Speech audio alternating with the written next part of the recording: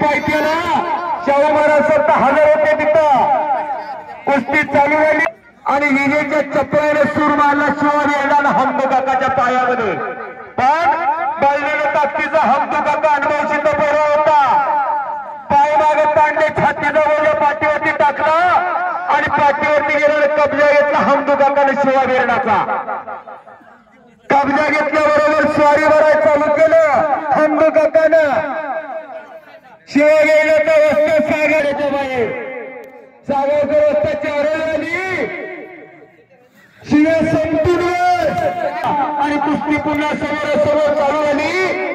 आणि एक नवल सांगतो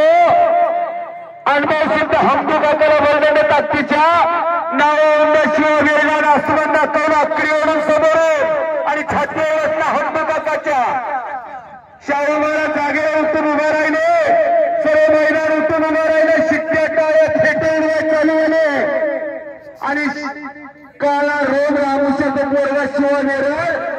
धामा मातीनं माखलेला अंग सगळं घेऊन शाहू महाराजाच्या पायावर पडण्यासाठी गेला आणि कलाजन वा संपलेल्या कुस्ती